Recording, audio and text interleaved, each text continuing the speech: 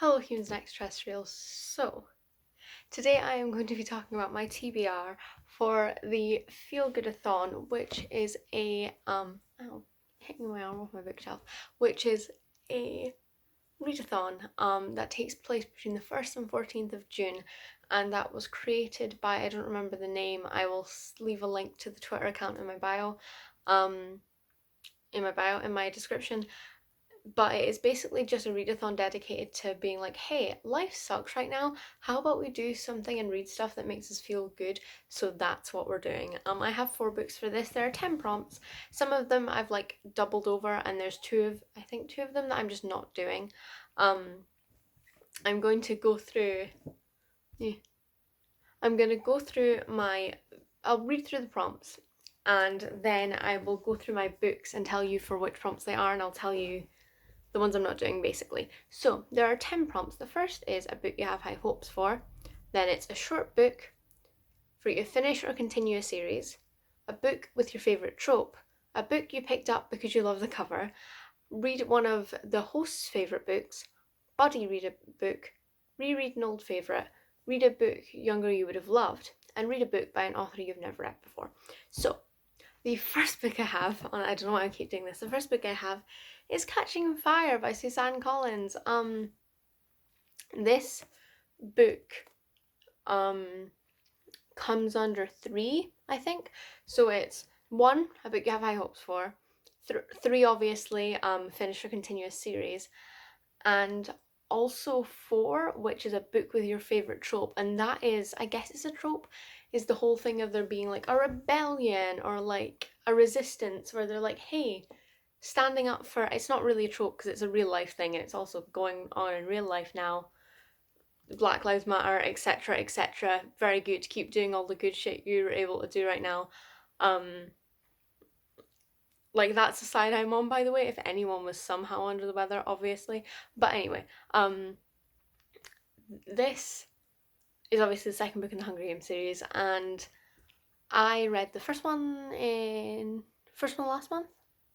Yes, I read the first one last month, and now we are here reading this one, and I'm really excited to continue this series, and I'm just excited about it. So it's a continuation of the series. I really like the whole resistance, or like I think it's called rebellion in this. Yeah, there are whispers of a rebellion against the capital. I love that whole stuff, and like the whole a group of people banding together to stand up for what they believe in. All that jazz is so my thing in books and just in life. It's just good. And so yeah, that's my first one. The second one I have is Aquakia Mezi, I'm so sorry, is Pet. This is a book, it's very shiny is what it is. This is a book about a girl called Lucille, who basically lives in a universe where, or like in a world where I think hundreds or thousands of years ago there were monsters, and they've kind of vanished and they're gone now, but there is like talk of what they were like in the past. But she and her friend have seen them come back, and she's told that to adults, but none of them seem to believe her. So it's up to her and her friends to get that back, and to like fight it back and to try and or befriend or whatever direction it goes, because I don't really know yet. But monsters are back and the adults don't believe them, basically. The tagline is, but how do you save the world from monsters if no one will admit they exist? Which is a great tagline and also just fantastic way to expressly describe this book. This book comes under prompt 2, which is a short book because I think it's just under 200 pages. I think it's literally, or 203 pages long, including the epilogue, which is pretty short, and it's also, not particularly small print. So that it is also a book younger me would have loved because it's a middle grade book, and also I loved books when I was a kid, and I still do now, about kids being in the right. Like, it's very like obviously every single 90% of children's books are magical, and they're always about children being like, hey, we know about the magic, let's go and do the magic. And that I love that as a kid, and I still love it, and I love when kids know more than adults in books, because I think you know, it speaks true of life in a lot of ways. Um, I say as someone who doesn't really know where they fit in terms of those, you know, age. I guess I'm an adult, but I don't think of myself that way. Anyway, yes, pet. The next one I have is a. Oh, I can also point out that either this book or the next book I'm going to talk about could count for prompt 10, which is read a book by an author you've never read before, because these are both books that I've never read the authors before. So this is The Familiars by Stacey Halls, and this, if you can't tell by the gorgeousness of this, I picked for prompt 5, which is a book you picked because you love the cover. Now, I didn't pick this solely because I love the cover, however, I think I'd maybe heard stuff about it, but I didn't realise until I started reading the back. But I was standing in like Tesco's or something and walked in and was like, ooh, shiny. Like that. I'm like a magpie. Magpie? Not magpie, like a crow? What are the birds? There are birds that like shiny things. One of them. Don't remember which. But yeah, I was just like, oh my god, there's gold foil, and also it's shiny in other ways, and also there's so much cool stuff on this cover. Like, it's a gorgeous cover.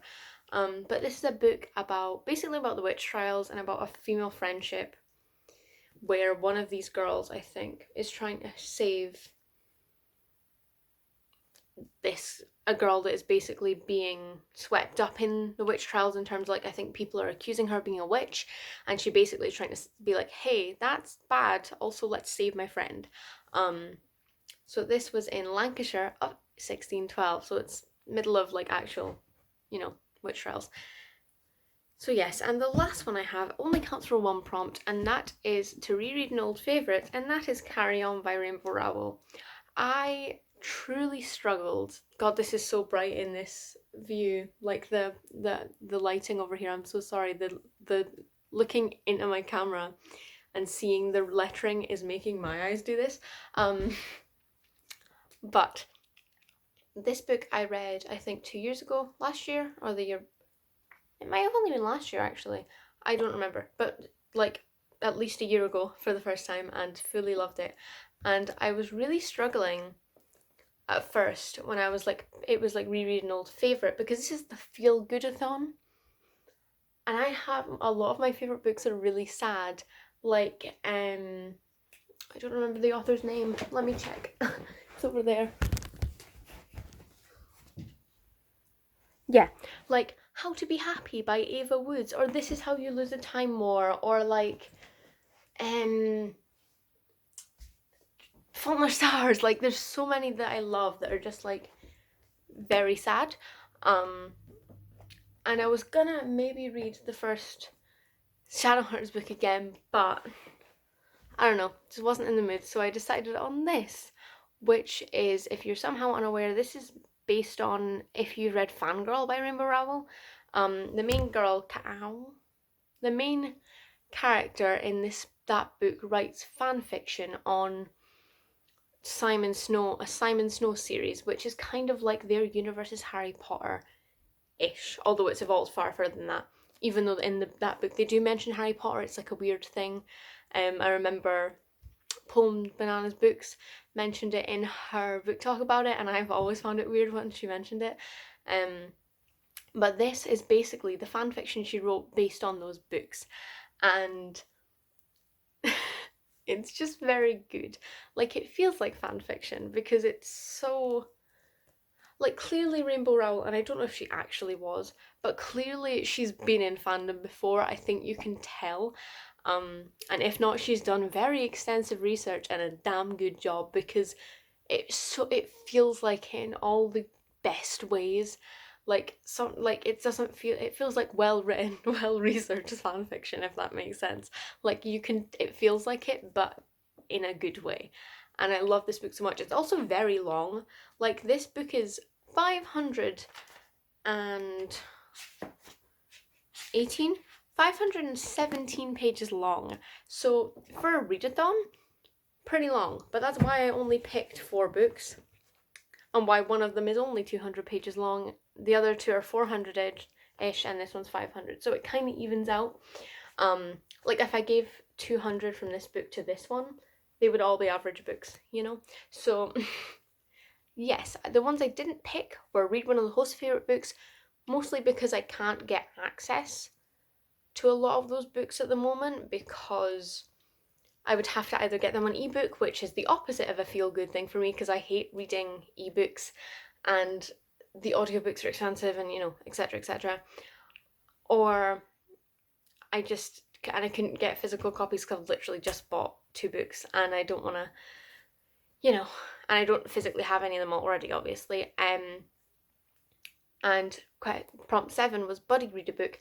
I don't have any bookish friends that own the same books that I do. I don't have any bookish friends, full stop, but I have a few that are booky and they don't really care enough to buddy read anything with me, or, you know, like it just ain't gonna work out.